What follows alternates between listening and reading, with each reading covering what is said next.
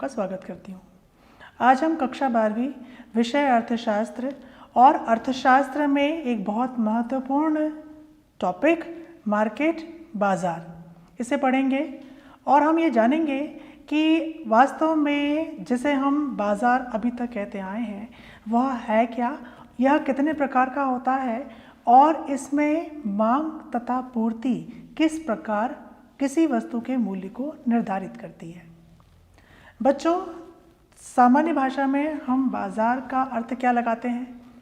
हम शायद ये समझते हैं कि एक ऐसा स्थान जहाँ पर कुछ खरीदार हैं, कुछ बेचने वाले हैं और जो किसी वस्तु को खरीद रहे हैं, बेच रहे हैं, ऐसे स्थान को हम बाज़ार समझते हैं। परंतु अर्थशास्त्र में बाज़ार का एक वृहत अर्थ है।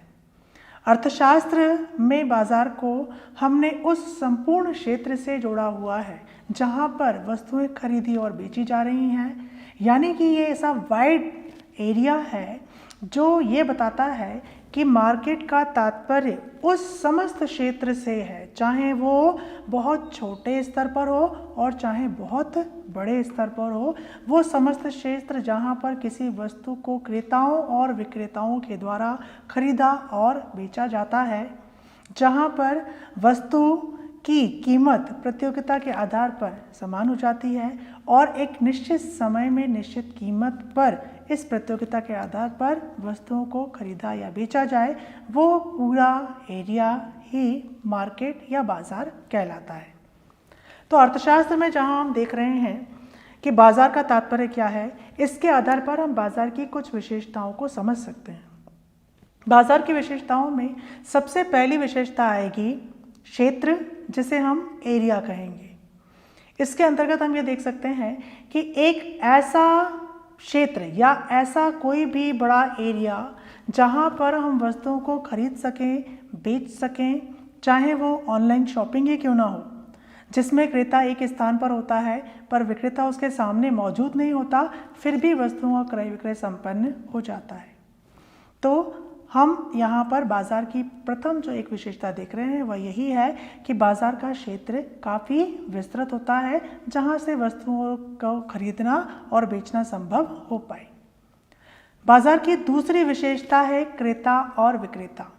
इसका तात्पर्य होगा कि बाज़ार में हम क्रेताओं और विक्रेताओं को शामिल करते हैं जो वस्तुओं को खरीदते और बेचते हैं, जिनके बीच में प्रतियोगिता होती है और जो अपनी बिक्री को बढ़ाने का प्रयास करते हैं और उपभोक्ता उनसे वस्तुओं को क्रय करते हैं।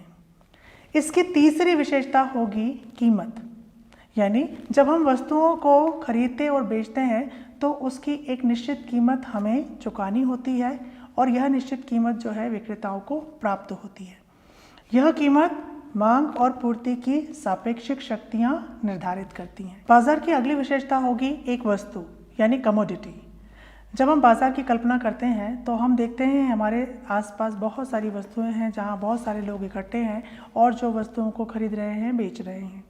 तो इसका तात्पर्य होगा कि बाज़ार में वस्तु का होना आवश्यक है जिसका कि हम क्रय विक्रय कर सकें। इसके अतिरिक्त बाज़ार में हमने एक और विशेषता को जोड़ा है और वह है बाज़ार का ज्ञान। इसका तात्पर्य होगा कि क्रेता और विक्रेता, उनके लिए हम ऐसा मान लेते हैं कि उन्हें बाज़ार की अवस्था का, बाज़ार का संपूर्ण ज्ञान है। तो इस प्रकार बच्चों यह हो गई बाज़ार की विशेषताएं। बच्चों, कई बार हम यह देखते हैं और सुनते हैं कि अलग अलग तरह के बाज़ार जो हैं जिनके बारे में हम सुनते हैं या जानते हैं या समाचार पत्रों में हम पढ़ते हैं, जिसमें हम कभी कभी देखते हैं कि यह एक दिन का बाज़ार है जिसे हाट बाज़ार हम कहते हैं। फिर कभी कभी वस्तुओं के आधार पर हम देखते हैं कि यह सोने चांदी का बाज़ार है। एक और आपने, क्योंकि कॉमर्स के विद्यार्थी हैं तो आपको ये भी पता होगा कि हम कभी कभी ये भी सुनते हैं कि यह जो है प्रतिभूतियों का मार्केट है या प्रतिभूतियों का बाज़ार है। तो इस प्रकार अगर हम देखें तो वस्तु के आधार पर, क्षेत्र के आधार पर, समय के आधार पर, प्रतियोगिता के आधार पर हम कई प्रकार के बाज़ार की चर्चा करते हैं और जब हम इनको विस्तृत रूप से देखें तो इसे हम बाज़ार को वर्गीकृत करके समझ सकते हैं। तो आइए बच्चों, अब हम समझते हैं बाज़ार का वर्गीकरण। बाज़ार का वर्गीकरण हम कुछ महत्वपूर्ण बिंदुओं के आधार पर कर सकते हैं। जैसे सबसे पहले क्षेत्र के आधार पर बाज़ार का वर्गीकरण। क्षेत्र के आधार पर बाजार को हम निम्न श्रेणियों में बांट सकते हैं। सबसे पहला है स्थानीय बाजार। स्थानीय बाजार वो बाजार होता है जो एक छोटे से स्थान को या छोटे से क्षेत्र को कवर करता है। आपने अपने आसपास ऐसे छोटे बाजार यानी कि हाट बाजार इत्यादि को देखा होगा, जो एक बहुत छोटे से एरिया में एक थोड़े समय के लिए संपूर्ण हो जाता है। इसे हम स्थानीय बाजार कह सकते हैं। दूसरा है प्रांतीय बाजार। प्रांतीय बाजार वह बाजार होता है जो एक प्रांत से संबंधित होता है, यानी जब वस्तु के क्रेता और विक्रेता किसी प्रांत से संबंधित हों और जब उनकी वस्तु का क्रय विक्रय उसी प्रांत के अंतर्गत हो तो इसे हम प्रांतीय बाजार कहते हैं। इसका अगला प्रकार है राष्ट्रीय बाजार। जब वस्तुओं का क्रय विक्रय किसी एक राष्ट्र की सीमाओं के अंतर्गत हो, जैसे अगर हम भारत देश की बात करें तो भारत में अगर उसी की भौगोलिक सीमाओं के अंतर्गत हरियाणा का कोई व्यापारी राजस्थान में वस्तुओं का क्रय विक्रय करे या फिर मध्य प्रदेश का कोई व्यापारी उत्तर प्रदेश के किसी व्यापारी से वस्तुओं का क्रय विक्रय संपन्न करे तो इसे हम राष्ट्रीय बाजार कहेंगे। क्षेत्र के आधार पर अब हम बाजार की चौथी श्रेणी देखते हैं, जिसे हम कहते हैं अंतर्राष्ट्रीय बाजार। अंतर्राष्ट्रीय बाजार के अंतर्गत, जैसा कि इसके नाम से ही स्पष्ट है, जब क्रय विक्रय एक राष्ट्र की सीमाओं को आगे बढ़ाते हुए दूसरे देश की सीमाओं तक संपन्न हो तो इसे हम अंतर्राष्ट्रीय बाजार कहेंगे। अंतर्राष्ट्रीय बाजार के अंतर्गत वस्तुओं का आयात निर्यात संपन्न होता है। जैसे अगर हम भारत देश किसी अन्य देश, चाहे वो अमेरिका हो, जापान हो, फ्रांस हो, इनसे अगर किसी चीज़ों का आयात या निर्यात करता है तो इसे हम अंतर्राष्ट्रीय बाजार की श्रेणी में रखेंगे। बच्चों, बाजार के वर्गीकरण में दूसरा बिंदु हम देखते हैं समय के आधार पर। समय के आधार पर हम बाजार को 4 श्रेणियों में बांट सकते हैं। पहला है अति अल्पकालीन बाजार। अति अल्पकालीन बाजार, जैसा इसके नाम से ही हम समझ पा रहे हैं, ऐसा बाजार जो थोड़े समय के लिए हो, जैसे 2-4 घंटे का बाजार या 1 दिन का बाजार, इसे हम अति अल्पकालीन बाजार कहेंगे। कभी कभी हम देखते हैं किसी फेस्टिवल सीज़न में या किसी और तरह की ओकेजन्स पर कोई एक मार्केट या बाज़ार एक बहुत थोड़े समय के लिए ऑर्गेनाइज्ड हो जाता है, जिसे हम अति अल्पकालीन बाजार कह सकते हैं। हाट बाजार को भी हम इसके अंतर्गत शामिल कर सकते हैं। सब्जी का जो बाजार है उसे भी हम इस श्रेणी में रख सकते हैं। इसका दूसरा प्रकार है अल्पकालीन बाजार। अल्पकालीन बाजार वह बाजार है जो अति अल्पकाल से थोड़ी और ज़्यादा समयावधि के लिए हो।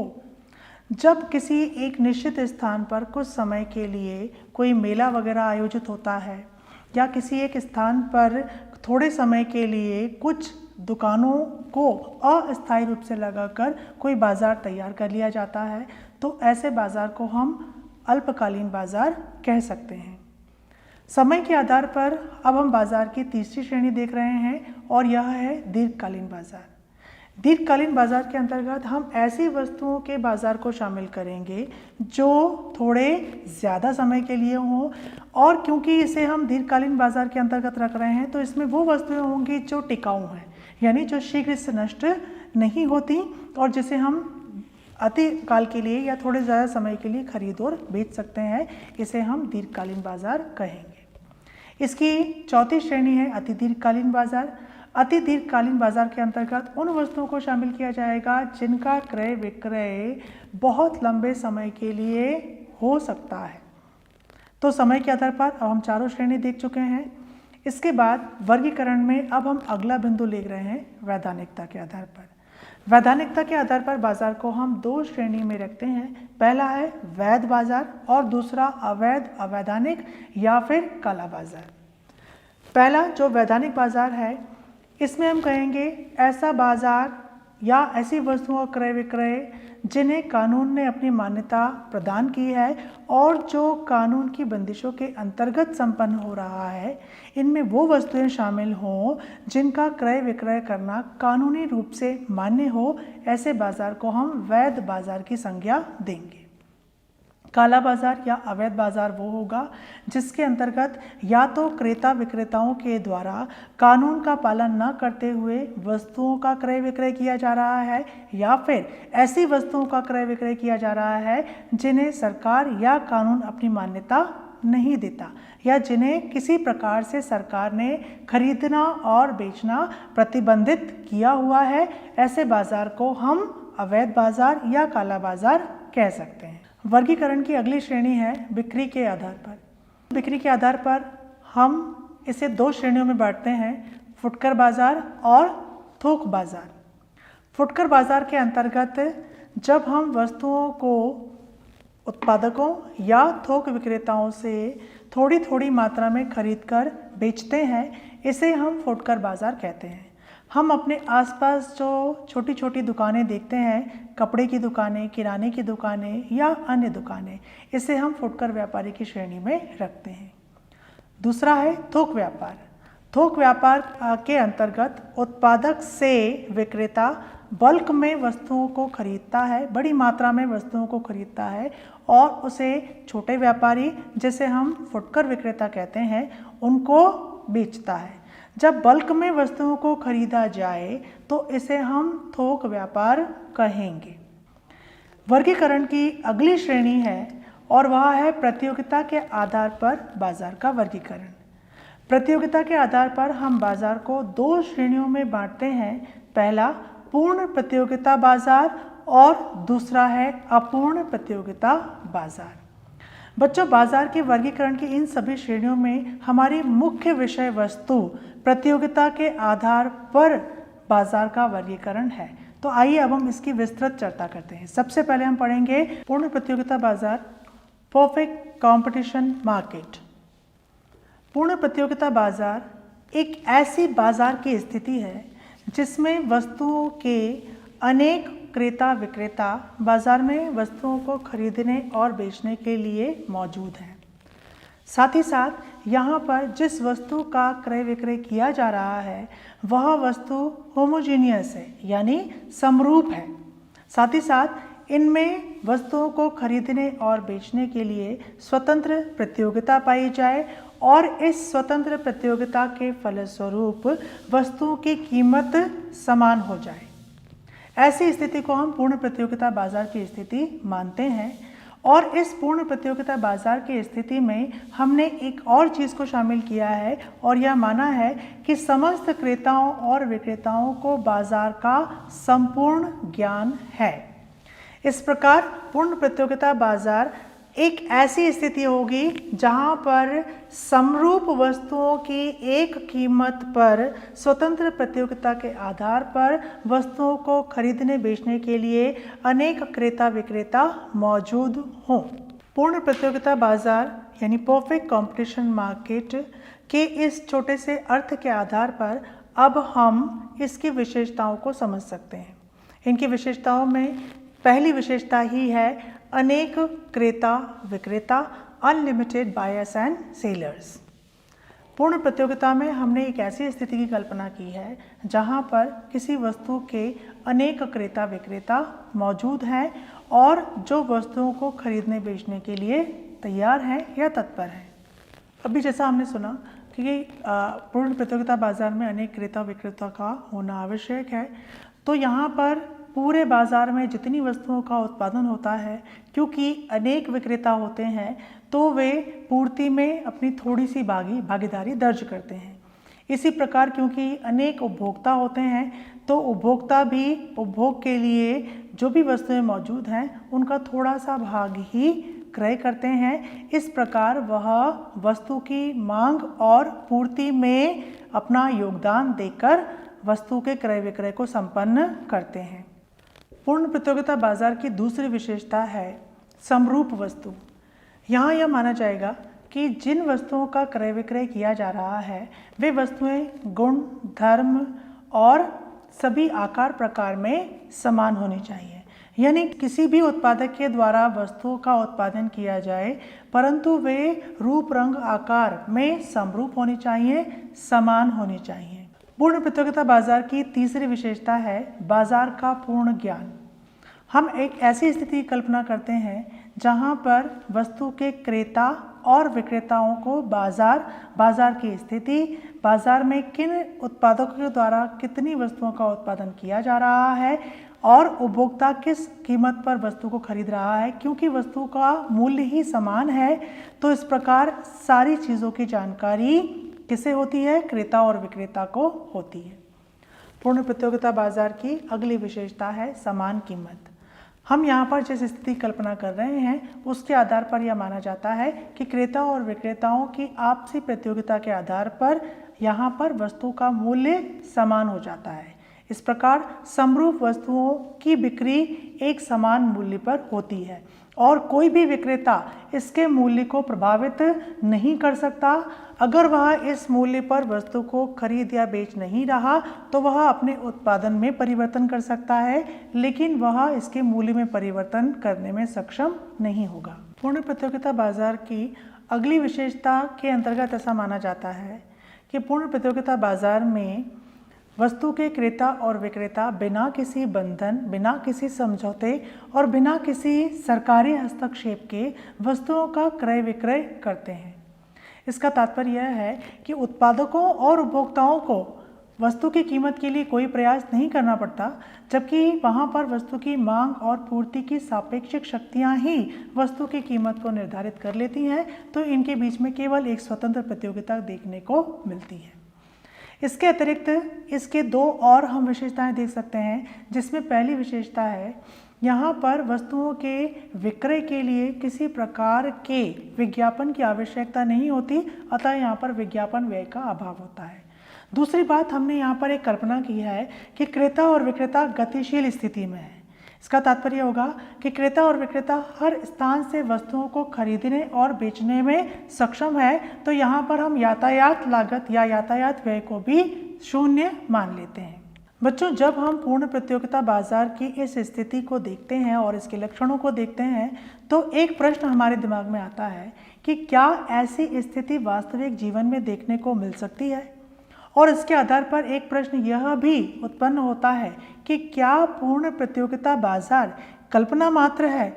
मतलब जब हम सोचते हैं कि अनेक क्रेता विक्रेता होंगे, वस्तु समरूप होंगी, वस्तु की कीमत समान होगी, यातायात व्यय नहीं होंगे या विज्ञापन व्यय नहीं होंगे, तो हम सोचते हैं कि शायद ऐसा बाजार जीवन में ना हो।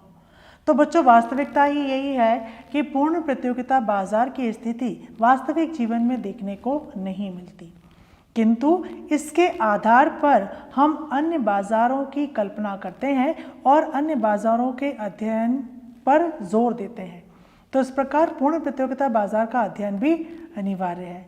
पर जब हमारा प्रश्न वापस ये आता है कि अगर पूर्ण प्रतियोगिता बाजार वास्तविक जीवन में देखने को नहीं मिलता तो इसके पीछे कारण क्या है, तो इनके पीछे कारणों में हम पहला कारण यही कह सकते हैं कि अनेक क्रेता विक्रेता यानी वस्तुओं के उपभोक्ता तो अनेक हो सकते हैं, पर वस्तुओं को बेचने के लिए बहुत सारे अनलिमिटेड सेलर्स हों, ऐसा शायद ना हो पाए।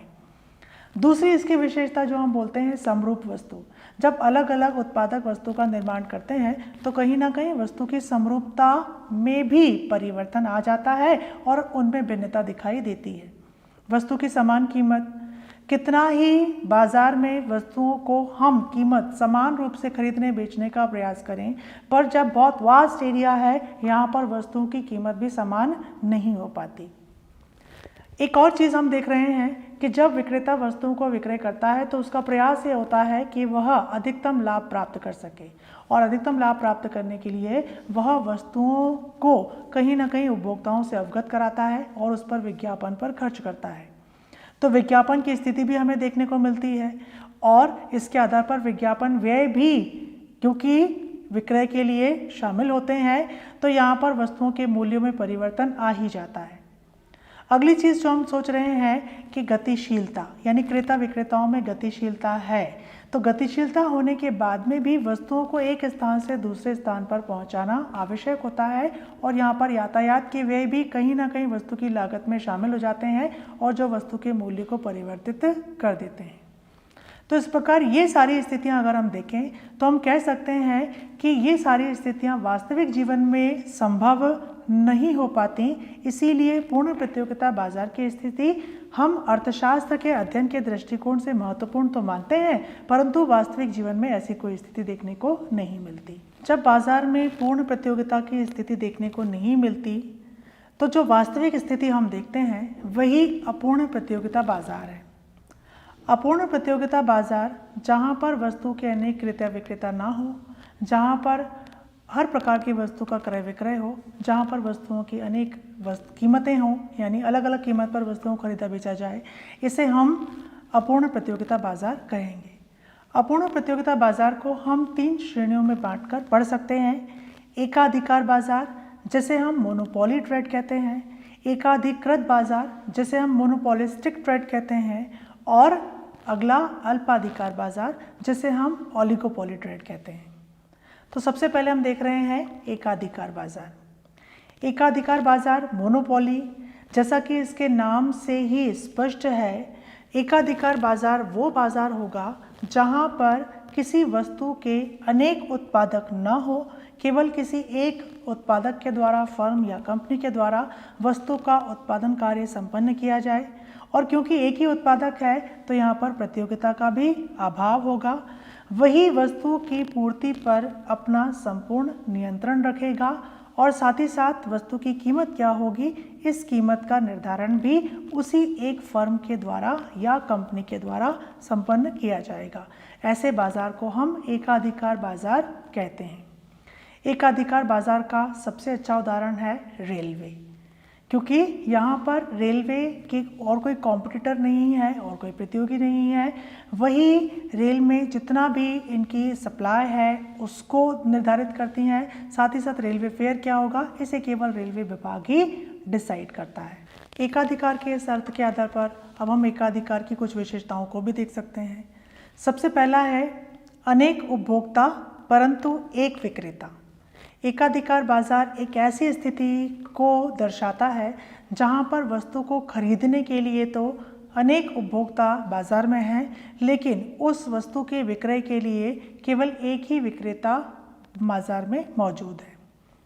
दूसरा, वस्तु की पूर्ति पर नियंत्रण, यानी यहाँ पर क्योंकि एक ही उत्पादक बाजार में मौजूद है तो वही वस्तु की पूर्ति पर अपना पूरा नियंत्रण रखता है। तीसरा है अधिकतम लाभ। एकाधिकार बाजार में जो सर्वाधिक महत्वपूर्ण उद्देश्य होता है एकाधिकार का, और वो है अधिकतम लाभ अर्जित करना। यहाँ पर उत्पादक पूरे बाजार में वस्तु की पूर्ति को नियंत्रित करके लाभ प्राप्त करता है और उसकी चेष्टा होती है कि वह बाजार से अधिकतम लाभ प्राप्त कर सके। इसके अतिरिक्त एकाधिकार बाजार में एक और विशेषता देखने को मिलती है और वह है प्रतियोगिता का अभाव। जैसा कि पूर्व में मैंने आपको बताया कि यहाँ पर एक ही विक्रेता, एक ही उत्पादक बाजार में है तो उनका कोई कॉम्पिटिटर ही नहीं है, इसीलिए यहाँ पर इसमें प्रतियोगिता का अभाव देखने को मिलेगा। यह बिल्कुल वैसी स्थिति है जैसे रेस के लिए केवल कोई एक ही व्यक्ति दौड़े और वही विनर हो। एकाधिकार बाजार में स्थानापन्न वस्तुओं का अभाव होता है। इसका तात्पर्य यह होगा कि जिस वस्तु को एकाधिकार बाजार के अंतर्गत विक्रय किया जा रहा है उसके जैसी कोई वस्तु बाजार में मौजूद नहीं है। इसके अतिरिक्त अगर कोई नई फर्म बाजार में प्रवेश करने का प्रयास करती है तो उसके प्रति प्रभावपूर्ण रुकावटें उत्पन्न की जाती हैं। इसका मतलब एकाधिकार बाजार में नई फर्म के प्रवेश पर लगभग प्रतिबंध होता है। अपूर्ण प्रतियोगिता बाजार के अंतर्गत जहां हमने अभी मोनोपोली एकाधिकार को पढ़ा, वहां अब इसका एक और प्रकार है और वो है मोनोपोलिस्टिक कंपटीशन, एकाधिकृत व्यापार। एकाधिकृत व्यापार एकाधिकार व्यापार से थोड़ी परिस्थिति बदली हुई है यहाँ पर, या परिवर्तनशील चीज़ें हैं यहाँ पर। इसके अंतर्गत हम ऐसे बाजार को देखते हैं जहां पर केवल एक ही विक्रेता, एक ही उत्पादक ना हो, जबकि वस्तु के एक से कुछ ज़्यादा फर्में, एक से कुछ ज़्यादा कंपनियां उस वस्तु को बनाने के लिए मौजूद हैं। लेकिन यहाँ पर उस वस्तु को बनाने के लिए बहुत सारी कंपनी नहीं है, बल्कि एक छोटा सा समुदाय है जो उन वस्तुओं को बना रहा है। इसीलिए इसे हम एकाधिकृत बाजार कहेंगे। यहाँ पर जो उत्पादक वस्तुओं का निर्माण करते हैं उन वस्तुओं में कहीं ना कहीं थोड़ा बहुत परिवर्तन होता है। वस्तु समान है लेकिन वस्तुओं के रूप, रंग, आकार, क्वालिटी, इनमें कहीं ना कहीं थोड़ा बहुत परिवर्तन होता है। ऐसे बाज़ार को हम एकाधिकृत बाज़ार कहेंगे। जैसे इलेक्ट्रॉनिक्स का बाज़ार, साबुन सोडे का बाज़ार, बिस्किट का बाज़ार। तो ऐसी बहुत सारी वस्तुएं हैं जिन्हें हम दैनिक प्रतिदिन अपने आवश्यकताओं की पूर्ति के लिए प्रयोग में लाते हैं और जहां इन्हें कई सारी फर्में बना रही होती हैं उसे हम एकाधिकृत बाज़ार कहते हैं। एकाधिकृत बाज़ार के अंतर्गत इसकी विशेषताओं को हम देख रहे हैं। पहली विशेषता है कुछ विक्रेताओं द्वारा वस्तुओं का निर्माण करना। जैसा कि अभी हमने देखा कि यहाँ पर एकाधिकृत बाज़ार वह होगा जहाँ पर केवल एक ही फर्म वस्तु को नहीं बना रही बल्कि एक से कुछ ज़्यादा फर्में वस्तु का निर्माण करती हैं, जिसके आधार पर वस्तु का मूल्य भी थोड़ा बहुत परिवर्तित होता है और वस्तु की जो क्वालिटी है उसमें भी समरूपता नहीं रह जाती बल्कि थोड़ा बहुत अंतर आ जाता है। अपूर्ण प्रतियोगिता बाज़ार की तीसरी और अंतिम जो श्रेणी या प्रकार है वह है अल्पाधिकार बाज़ार, जिसे हम ओलिगोपोली ट्रेड कहते हैं या ओलिगोपोली मार्केट भी कह सकते हैं। तो ओलिगोपोली अल्पाधिकार बाज़ार के अंतर्गत एक छोटा समूह या समुदाय होता है जो उत्पाद विभेद के साथ यानी वस्तुओं में थोड़े बहुत परिवर्तन के साथ वस्तुओं का क्रय विक्रय करता है। तो जहाँ पर इस ग्रुप के द्वारा वस्तुओं का विक्रय किया जाए, एक समुदाय के द्वारा वस्तुओं का विक्रय किया जाए, जहां पर इस समुदाय के द्वारा उस वस्तु के विक्रय पर अल्पाधिकार प्राप्त कर लिया जाए, ऐसे बाज़ार को हम अल्पाधिकार बाज़ार कहेंगे। जैसे सीमेंट का बाज़ार, स्टील का बाज़ार या फिर ऑटोमोबाइल्स का बाज़ार। ये सारे वे उदाहरण हैं जिसको देखने से हम समझ पाते हैं कि ऑटोमोबाइल्स में कुछ पर्टिकुलर कंपनीज हैं जिनका एक समुदाय है जो ऑटोमोबाइल्स को मैन्युफैक्चर करते हैं और उसको सेल करते हैं।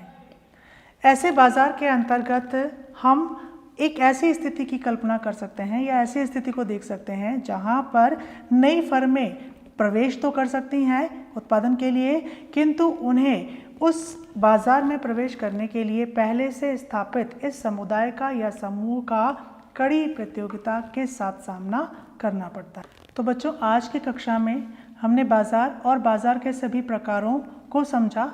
तो अब